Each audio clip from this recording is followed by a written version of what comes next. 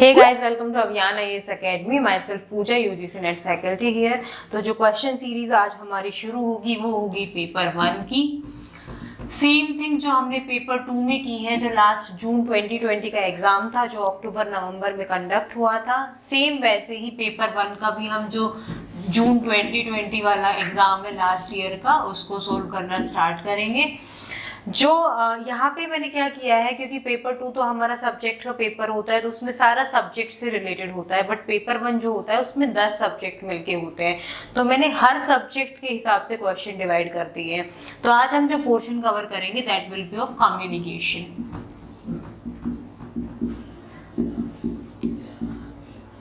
So last year के question paper में communication का जो सबसे पहला क्वेश्चन था that was in communication interpretation of message depends upon. मतलब जब भी हम कम्युनिकेशन करते हैं तो जो मैसेज का इंटरप्रिटेशन होता है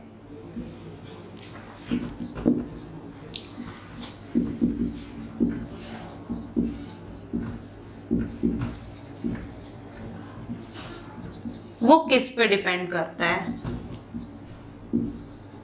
इंटरप्रिटेशन मतलब जो आप उसका मीनिंग निकालते हो, जो उसका एनकोडिंग के बाद उसकी जो डिकोडिंग होती है, तो किस पे डिपेंड करता है. इसके ऑप्शन थे. Option number 1 is context, second is transmission speed, third is associated noise and fourth is channel efficiency.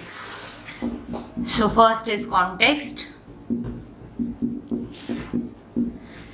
second is transmission speed,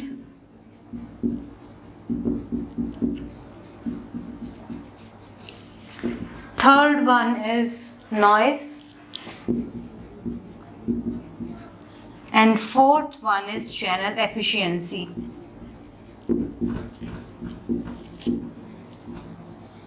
अब आपने कम्युनिकेशन के जो फीचर्स पढ़े होंगे, कम्युनिकेशन के फीचर्स में साफ साफ लिखा होता है communication is continuous, communication is all pervasive, communication has a context. Communication का जो मैसेज होता है उसमें हमेशा कोई ना कोई सब्सटेंस होना चाहिए. ये कुछ फीचर्स होते हैं कम्युनिकेशन के. अब ये क्वेश्चन जो है उन फीचर्स में से ही घुमा के पूछा गया है कि इंटरप्रिटेशन किस पे डिपेंड करता है. अब इसका आंसर होगा हमारा कॉन्टेक्स्ट. तो सबसे पहली चीज आती है कि कॉन्टेक्स्ट होता क्या है. कम्युनिकेशन में जो कॉन्टेक्स्ट होता है उसमें कई सारी चीजें होती है. For example physical context, historical context, cultural context, psychological context.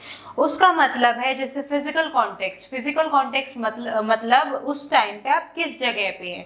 For example the place of communication, आप घर पे कम्युनिकेट कर रहे हो, आप ऑफिस में कर रहे हो, आप किसी कैफे में कर रहे हो, तो द प्लेस ऑफ कम्युनिकेशन वो होता है फिजिकल कॉन्टेक्स्ट. उसके बाद जो हिस्टोरिकल कॉन्टेक्स्ट है, हिस्टोरिकल कॉन्टेक्स्ट का मतलब होता है कि मे बी इन पास्ट आपने किसी इंडिविजुअल से बात करी, उस बात का क्या एक्सपीरियंस रहा, वो आता है आपका हिस्टोरिकल कॉन्टेक्स्ट में. क्योंकि अगर आपकी हिस्ट्री में वो बात अच्छी रही है तो जब आप फ्यूचर में कभी उस इंसान से बात करोगे तो आपके दिमाग में वही जोन रहता है. सेम साइकोलॉजिकल और टेम्पोरल मीन्स उस टाइम पे आपका स्टेट ऑफ माइंड क्या है, उसका बात करने का टाइम क्या है. एक होता है सोशल कॉन्टेक्स्ट, उसका मतलब होता है कि रिलेशनशिप, आपके रिलेशनशिप क्या है जिन लोगों से आप बात कर रहे हो. जैसे जो नॉन वर्बल कम्युनिकेशन होती है उसमें कुछ प्रॉक्सिमिक्स में कुछ स्पेस होता है, intimate stage, personal stage, social stage and ऐसे करके 4 कैटेगरीज होती है. तो उसी तरह से जिसके साथ आपका सबसे क्लोज रिलेशनशिप होता है means your core family and your partner, उसके साथ आपकी ज़्यादा शेयरिंग होंगी चीज़ों की. उसके बाद जो आपका आता है, आपका फ्रेंड जोन आता है, आपकी एक्सटेंडेड फैमिली होती है. फॉर एग्जांपल आपके कज़न, आपके सिबलिंग्स, वो सारे आती है आपकी एक्सटेंडेड फैमिली में. तो ऐसे करके आपका बात करने का जो वे होता है वो डिफ़र करता है. क्योंकि फैमिली में आपकी फ्रेंड्स में आपकी इनफॉर्मल कम्युनिकेशन रहती है, वहीं पे अगर ऑर्गेनाइजेशन की बात करते हो तो वहाँ पे आपकी फॉर्मल कम्युनिकेशन रहती है. बट जो पूरा का पूरा कॉन्टेक्स्ट का जो भी पोर्शन है वो जो कम्युनिकेशन के लेक्चर्स हुए थे उसमें पूरा का पूरा रिकॉर्डेड है, तो आप वहाँ से देख सकते हो. तो इसीलिए इसका आंसर होगा कॉन्टेक्स्ट. क्योंकि ट्रांसमिशन की जो स्पीड होती है, मतलब जो मैसेज एनकोड करके भेजा गया, उसकी क्या स्पीड है वो उस चीज को अफेक्ट नहीं करती है मैसेज के इंटरप्रिटेशन को. Next is noise. Noise is a type of barrier. जैसे आपके बैरियर भी कई टाइप के हो सकते हैं, आप बात कर रहे हो पीछे से कोई म्यूजिक की आवाज़ आ रही है, it may B physical barrier, it may B psychological barrier, तो ये भी मैसेज के इंटरप्रिटेशन को में डिपेंड नहीं करता है। And same thing with channel efficiency, channel कितना एफिशिएंट है, क्योंकि इट इज़ नॉट नेसेसरी कि जो कम्युनिकेशन हो रही है वो कंप्यूटर मीडिएटेड है, that is CMC communication, and it is also not necessary कि आप टेलीफोनिक कोई भी टेक्नोलॉजिकल कोई भी कम्युनिकेशन कर रहे हो।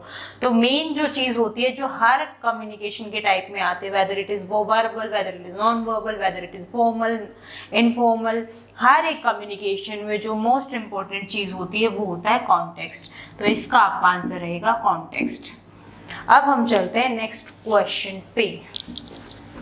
तो जो नेक्स्ट क्वेश्चन आया था कम्युनिकेशन का वो था which of the following factors are important in communication, इनमें से कौन से फैक्टर्स कम्युनिकेशन के लिए इम्पोर्टेंट है।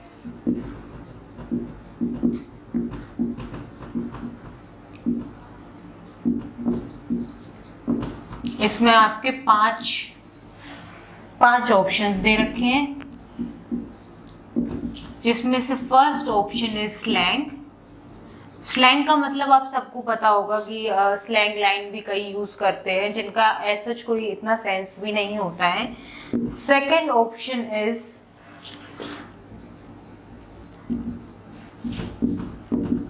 cynical attitude. Third option is framing. Fourth option is priming. And the last option is immediacy.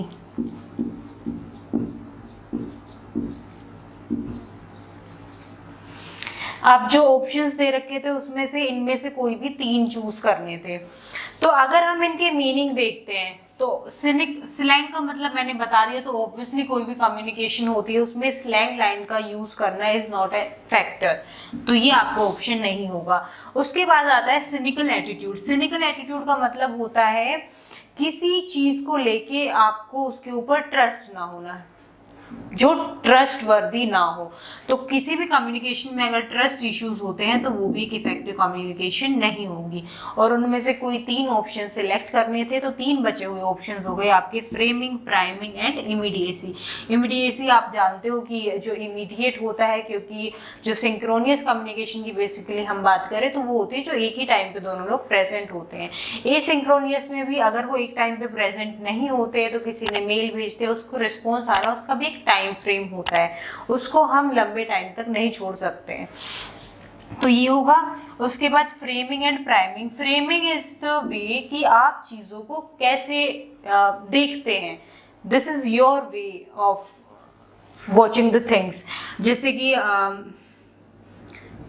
एक ग्लास है जिसमें आधा ग्लास पानी है, आधा ग्लास खाली है, तो अब वो जो इंडिविजुअल होगा या ग्रुप होगा या पूरी कम्युनिटी होगी या पॉपुलेशन होगी, उनका डिपेंड करता है कि वो इस चीज को कैसे फ्रेम करते हैं।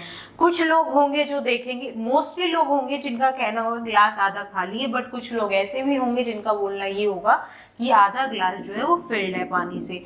So this is the way of framing bye group, by individual and by the community. Priming is a word which is related to the perception of individuals. Perception, जब आप साइकोलॉजी पढ़ते हो उसमें आपके कुछ वर्ड्स होते हैं, for example attention, memory, perception. तो परसेप्शन का मतलब होता है कि जब भी कोई स्टिमुलाई आपके पास आता है तो आपका उस स्टिमुलाई को समझने का क्या नजरिया है, तो दिस इज परसेप्शन। जैसे आज जो मेरी क्लास हो रही थी उसमें भी मैंने एग्जांपल दिया था, जैसे सेलिब्रिटीज होते हैं, मीडिया आती है उनसे क्वेश्चंस करती है, कुछ मीडिया के पीपल ऐसे होते हैं जो सही क्वेश्चंस करते हैं, कुछ होते हैं जिनका मोटिव होता है कि हमें उल्टे सीधे क्वेश्चंस करके सामने वाले को परेशान करना है। तो उस टाइम पे कुछ लोग होते हैं जो उनका अच्छे से जवाब देके निकल जाते हैं, कुछ लोग होते हैं जिनको गुस्सा आ जाता है, that is their way of perception. So इसका आपका आंसर रहेगा framing, priming and immediacy which are factors important for communication. Slang and cynical attitude is not the factor. अब आते हैं हम नेक्स्ट क्वेश्चन पे। जो असर्शन था वो है giving orders to student in a classroom is a specific form of communication, कि जब भी कोई क्लासरूम कम्युनिकेशन होती है तो बच्चों को जो ऑर्डर दिया जाता है that is the specific form of communication, and reason is the manner of orders depend upon the cultural background of the students involve, कि जो उनको ऑर्डर दिया जाता है वो डिपेंड करता है on the cultural background of the student.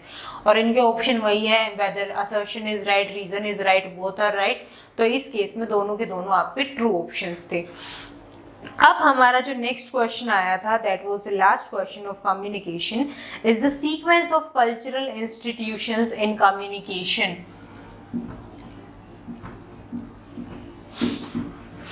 जो कम्युनिकेशन आपकी होती है उसका सीक्वेंस हमें बताना था फॉर कल्चरल बेसिस इंस्टीट्यूशंस। तो इसमें first option was family, second was school, third was religion and fourth is mass media. इनको सीक्वेंस में लगाना था, तो ये चार ऑप्शंस दे रखे थे, उसमें उल्टा सीधा सीक्वेंस दे रखा था। तो ऑब्वियसली जो सीक्वेंस स्टार्ट होगी वो आपकी फैमिली से स्टार्ट होगी। तो सबसे पहले आएगा आपका 1, सबसे पहला जो आप एक बच्चा चीजें सीखना शुरू करता है वो अपनी फैमिली से सीखता है, उसके बाद वो स्कूल के एनवायरनमेंट में ओपन होता है, उसके बाद religion and last is mass media.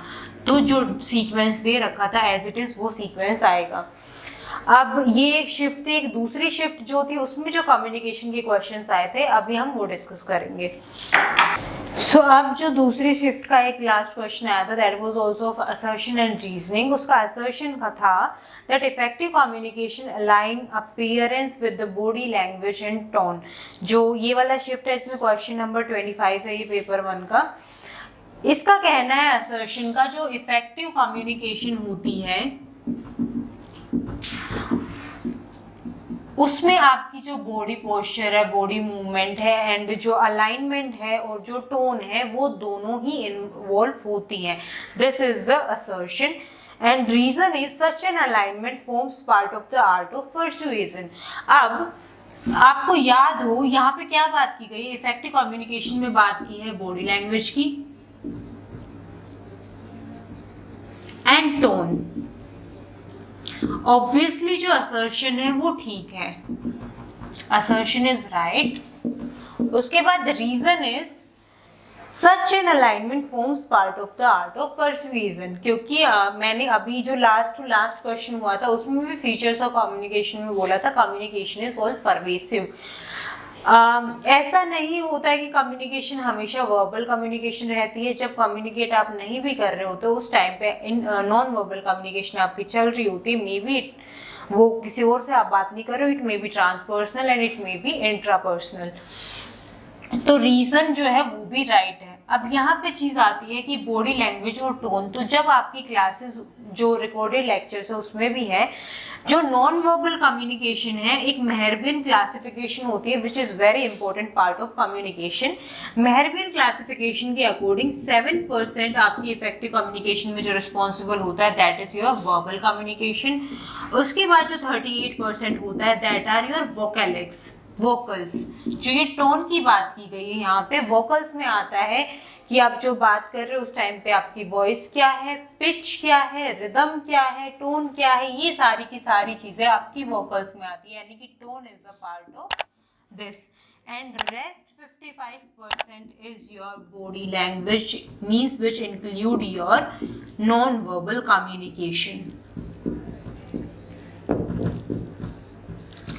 7% is the only posture जिसमें एक कम्युनिकेशन में आपका वर्बल कम्युनिकेशन का पार्ट होता है। अदर देन दैट जो सबसे मोस्ट इंपॉर्टेंट पार्ट प्ले करता है that is your non verbal communication and your vocalics. और इसी बात को घुमा के इस क्वेश्चन में असर्शन रीजनिंग में पूछा गया था। दैट इज द रीजन कि इसका असर्शन और रीजन जो है दोनों के दोनों राइट होंगे। तो अभी हम मिलेंगे आपसे नेक्स्ट क्लास में कोई एक और सब्जेक्ट के क्वेश्चंस के साथ, तब तक आप इन क्वेश्चंस को रिवाइज कर लेना। और जो मैंने लास्ट क्लास में बोला था कि कुछ भी आपको डाउट होता है, कोई क्वेश्चन पूछना होता है, आप कमेंट सेक्शन में पूछ लीजिएगा। बाय।